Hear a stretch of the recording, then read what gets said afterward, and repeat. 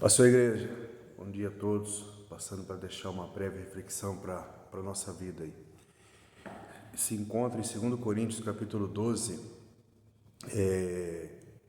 verso 7 em diante, que diz assim: E para que não me exaltasse pelas excelências das revelações, foi-me dado um espinho na carne, a saber, o mensageiro de Satanás, para me esbofetear, a fim de que não me exaltar.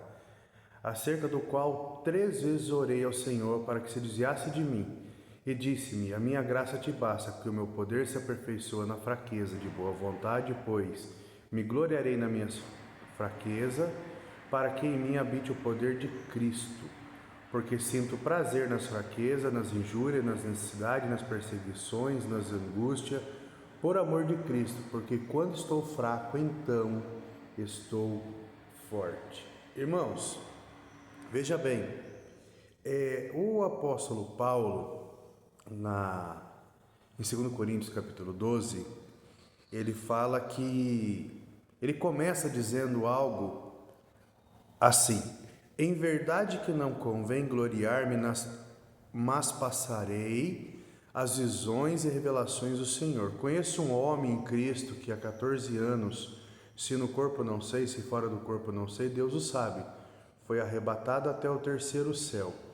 E sei que o tal homem, se no corpo, se fora do corpo não sei, Deus o sabe, foi arrebatado ao paraíso.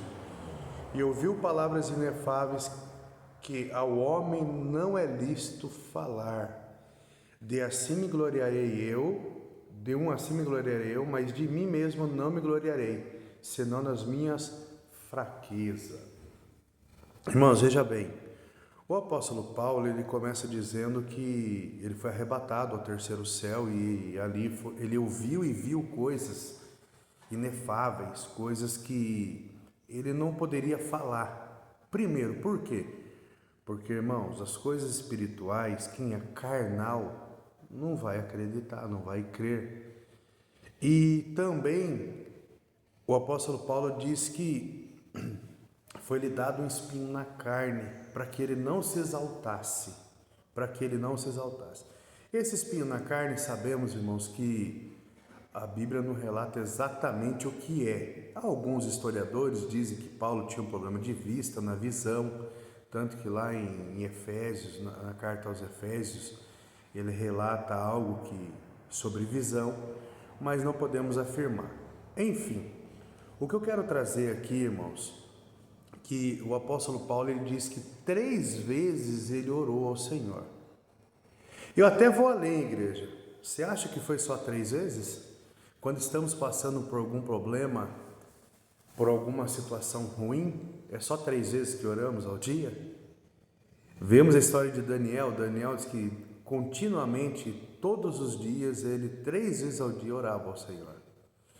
E muitas das vezes, irmãos, para nós, o que falta é isso, é intimidade com Deus, é oração, é falar com Deus, é desabafar, é jogar para fora os sentimentos. Tem muita coisa na nossa vida, irmãos, que Deus nos leva ao deserto, não para Deus nos conhecer, é para nós nos conhecermos, para a gente ver o quanto nós somos pequenos e frágeis diante de um Deus tão grande.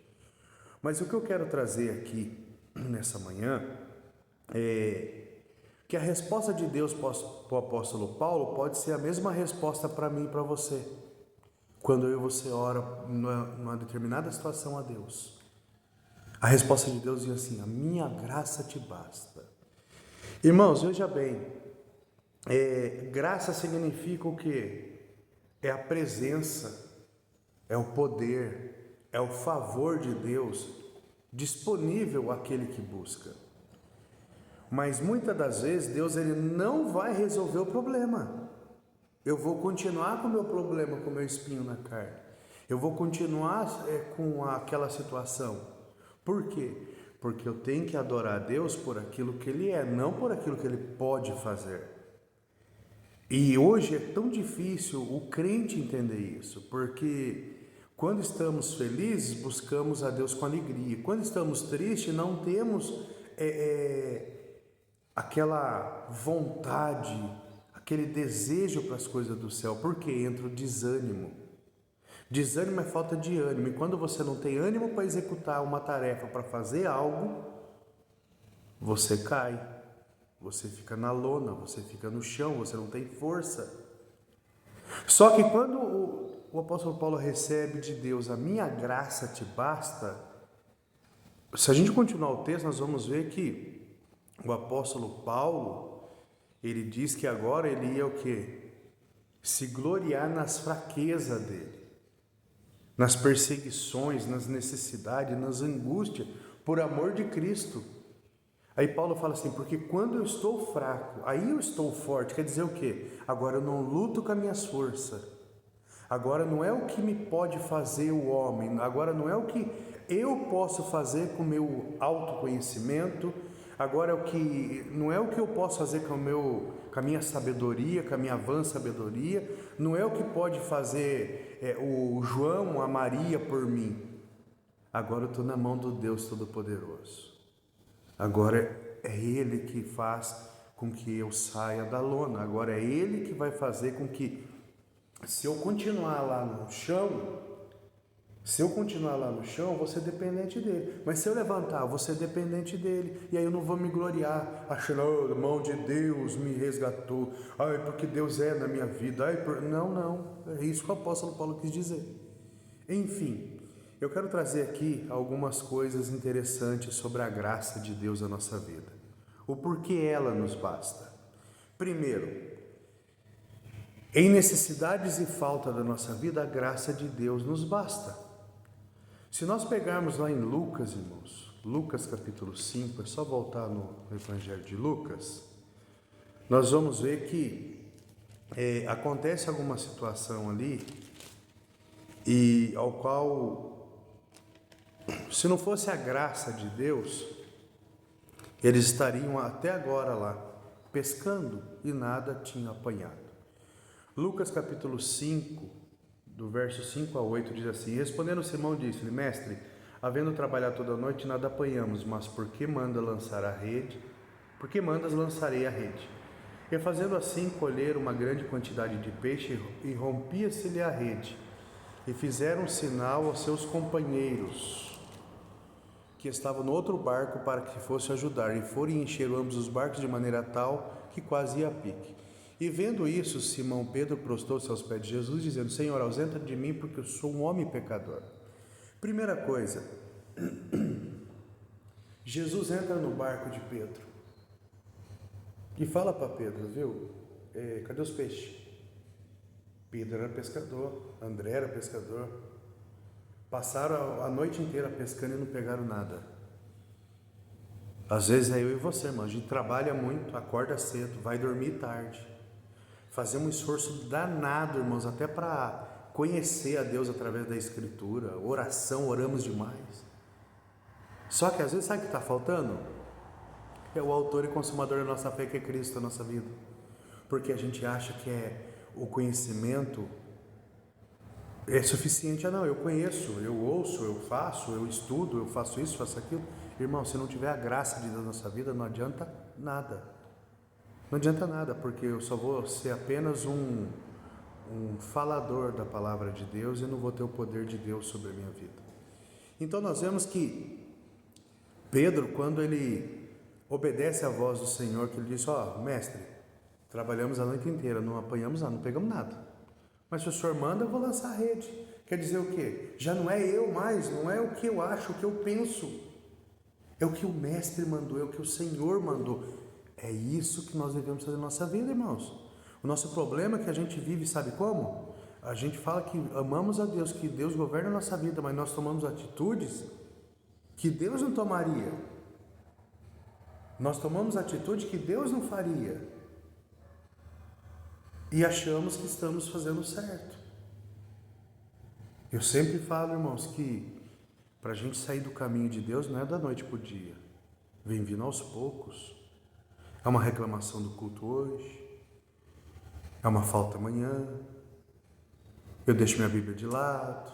Eu oro quando dá. Quando tudo vai bem, eu esqueço de Deus. E aí Deus aperta. Para quê? Para a gente voltar ao caminho dele. Então nós vemos que Pedro, quando ele lança a rede, agora já com as redes cheias, nós vemos que Pedro, ele já não consegue mais o quê? Tirar esses peixes sozinho. Ele já não consegue mais transportar esse peixe sozinho para a margem. Ele vai pedir ajuda. E o que isso traz para a nossa vida, irmãos? Que o Evangelho não é sobre eu. O Evangelho é sobre nós. O Evangelho não é sobre você. O Evangelho é sobre nós. Não existe Evangelho, irmãos. Não existe Evangelho se você pensa só em você, se você é egoísta, se você é uma pessoa egocêntrica. E vemos também que o Simão Pedro, no verso 8, ele se prostrou aos pés de Jesus, dizendo: Senhor, ausenta de mim, porque eu sou um homem pecador. Ele reconheceu o seu estado e fala a Jesus. O nosso problema é que às vezes a gente não reconhece o jeito que estamos. Às vezes eu estou fraco, morrendo espiritualmente, mas eu não vou até a minha liderança para pedir socorro. Eu não se prostro diante de Jesus. E aí a gente vai morrendo aos poucos. Às vezes a gente está fraco, irmãos. E a gente precisa de ajuda. Ninguém cresce sozinho. Ninguém se levanta, irmãos, muitas das vezes sozinho. Mas enfim, vamos lá. Lembrando, tá? É a palavra de Deus, não sou eu, é a palavra. 2. Quando a graça de Deus nos basta, a gente resiste às maiores tentações. 1 Pedro 1,16, vamos lá? 1 Pedro 1,16. Quando a graça de Deus é na nossa vida, a gente resiste nas maiores tentações. 1 Pedro 1,6, melhor dizendo. Não é 1,16, é 1,6. Olha o que diz o texto. Em que vós grandemente vos alegrais, ainda que agora importa, sendo necessário que estejais por um pouco contristado com várias tentações, para que a prova da vossa fé, muito mais preciosa do que o ouro que perece, que é provado pelo fogo, se ache em louvor e honra e glória na revelação de Jesus Cristo, ao qual não havendo visto a mais, no qual, não vendo agora, mas crendo, vos alegrais com gozo inefável e glorioso, alcançando o fim da vossa fé, a salvação da alma. Então veja bem, quando realmente, irmãos, eu creio na graça de Deus, eu confio em Deus, eu posso estar triste, eu posso estar abatido, enfrentando a maior tentação e tribulação da minha vida. Eu vou estar feliz com Deus, buscando a Deus com todo louvor e fervor. Por quê? Porque eu sei em quem eu tenho crido. 3, irmãos, vamos lá. Quando a graça de Deus nos basta, ela é suficiente quando nossos planos são frustrados. Quantas das vezes fazemos planos? Quantas das vezes, irmãos, você fala, vou fazer tal coisa, eu vou fazer um empreendimento, eu vou fazer isso, fazer aquilo, e dá errado. E tem muita gente que quando dá errado faz o que, irmãos? Desanima. Tem muita gente que desanima, tem muita gente que para. Quando a graça de Deus, ela nos basta, ela é suficiente. Ela é suficiente quando os meus planos é frustrado, quando não dá certo aquilo que eu penso. Em Atos 27, 22 ao 26, diz assim, mas agora vos admoesto a que tenhais bom ânimo, porque não perderá a vida de nenhum de vós, mas somente o navio. Porque esta mesma noite o anjo de Deus, de quem eu sou, a quem eu sirvo, esteve comigo, dizendo, Paulo, não temas, importa que sejais apresentado a César, e eis que Deus te deu todos quantos navegam contigo. Portanto, ó varões, tende bom ânimo, porque creio que Deus, que há de acontecer assim como me foi dito, é contudo necessário irmos dar numa ilha. Irmãos, os planos aqui tinham dado errado. Paulo estava indo para a Itália para ser julgado, ele estava preso junto com outros presos. E uma grande tempestade pega aquele navio e Paulo vai orar, irmãos. Paulo vai falar com Deus, com aquele que pode resolver o problema. E aí o anjo do Senhor aparece a Paulo e fala para Paulo: Paulo, ó, tenha bom ânimo, tá? E avisa a tripulação para ter bom ânimo também, que ninguém vai morrer não. Só que assim, viu? Vocês vão parar numa ilha, vocês vão naufragar, vocês vão quebrar. O que é isso, pastor? Na minha, na sua vida, irmão, a gente vai quebrar muitas das vezes. Muitos planos que fazemos na vida não vai dar certo, e nem por isso a gente pode entrar numa depressão e se afundar no fundo do poço. Por quê? Porque a graça de Deus nos basta, mesmo quando erramos, quando falhamos, quando quebramos, quando naufragamos. Romanos 8:28, todas as coisas contribuem para o bem daqueles que amam a Deus. E vemos que Paulo na ilha de Malta, no capítulo 28, Paulo é picado por uma víbora, não morre, vai lá e ainda ora pelos habitantes daquela ilha, cura pessoas. Ou seja, irmãos, pode não estar dando certo na minha vida, mas a obra de Deus vai dar certo. O que eu não posso fazer é parar de fazer a obra de Deus, esmorecer.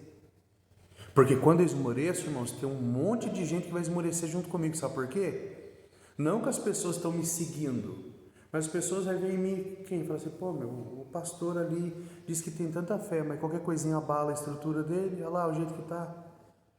Olha o jeito que está. Então, a graça de Deus é suficiente, irmãos, para quando meus planos são frustrados. Vamos lá. A graça de Deus nos consola, irmãos, até a sombra da morte. Quer dizer, você está quase morrendo. Às vezes você está passando por uma situação que você fala, agora já era, agora acabou. Só que a graça de Deus, ela faz o que na sua vida? Ela consola. 1 Tessalonicenses capítulo 4, verso 18 diz assim, ó: portanto, consolai-vos uns aos outros com estas palavras. Que palavras que é, irmãos? Aqui Paulo estava enviando uma carta à igreja tessalônica acerca da ressurreição e a vinda de Cristo. Ele fala no verso 13, não quero, porém, irmãos, que sejais ignorantes acerca do que já dorme, para que não vos entristeçais como os demais, que não têm esperança, porque se cremos que Jesus morreu e ressuscitou, assim também aos que em Jesus dormem, Deus o tornará a trazer com eles. O povo estava triste porque estava morrendo as pessoas, e ele falou, pô, agora eu nunca mais eu vou ver, agora já era, e agora acabou. E quanta gente vive assim hoje? Morre um parente, pô, morreu em Cristo? Está em Jesus? Faça a tua parte, que um dia você vai ver ele também, um dia você vai ver ela também. Mas para isso, irmão, nós temos que estar com a nossa vida alicerçada em Cristo. Para isso, as pessoas têm que estar com a vida alicerçada em Cristo. Então aí ele nos consola. Irmãos, vamos lá. Eu vou fazer uma última questão aqui, tá? Porque senão o vídeo vai ficar muito longo. Mas enfim, ele alegra em sofrimento e prisões. O que, pastor? No meu sofrimento e na prisão, se eu for preso, eu vou estar alegre, vou. Por quê? É a palavra de Deus, segundo Timóteo 4,16. Mas para isso, irmãos, como que tem que estar minha fé? Viva. Minha fé tem que estar viva, não morta. O nosso grande problema, irmãos, é que muitas das vezes a gente está dentro da igreja, mas o Senhor não está dentro de nós. Por quê? Porque a gente está muito preocupado com o que está externo, está no estereótipo, o que está fora. E quando eu fico olhando para o que está fora, eu esqueço, irmãos, da graça de Deus. Lembra? A fé não é o que eu vejo. A fé é aquilo que os meus olhos não viram. E muitas das vezes a gente fica preocupado só com o que está aqui fora. Está acontecendo isso, acontecendo aquilo. E agora? O que será de nós? O que vai acontecer? Irmãos, Deus está no controle de tudo. Basta eu crer, basta eu confiar. Olha o que diz a palavra de Deus em 2 Timóteo 4,16 ao 18. Diz assim o texto: ninguém me assistiu na minha prisão, na minha primeira defesa. Antes todos me desampararam, que isso lhe não seja imputado. Ele está escrevendo a Timóteo, Paulo escrevendo ao seu discípulo. Mas o Senhor assistiu-me e fortaleceu-me, para que por mim fosse cumprida a pregação, e todos os gentios a ouvissem. e fique livre da boca do leão. E o Senhor me livrará de toda a má obra e guardar-me-á para o reino celestial, a quem seja a glória para todo sempre. Amém. Veja bem, Paulo diz que ele foi preso e ninguém foi lá a favor dele, a não ser Deus. A minha graça te basta, irmão. A graça de Deus nos basta. Se você realmente crê em Deus, se você realmente está em Deus, fique tranquilo, que a graça dele te basta. A graça de Deus nos revigora, nos traz ânimo. Eu estou fraco, eu estou forte, por quê? Eu dependo de Deus. Amém?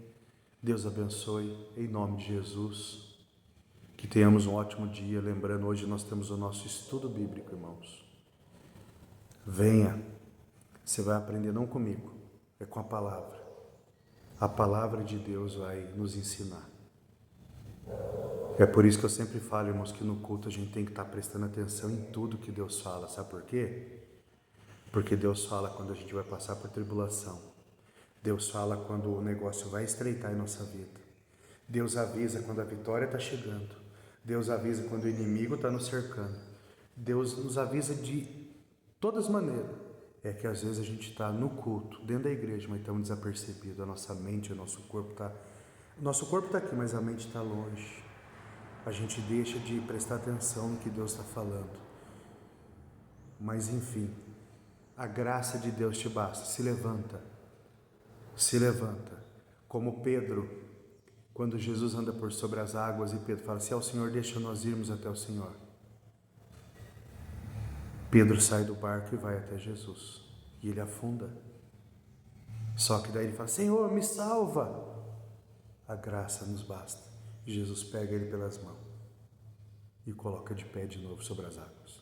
E os dois entram para o barco. Deus abençoe a tua vida em nome de Jesus. Tenhamos uma quarta abençoada.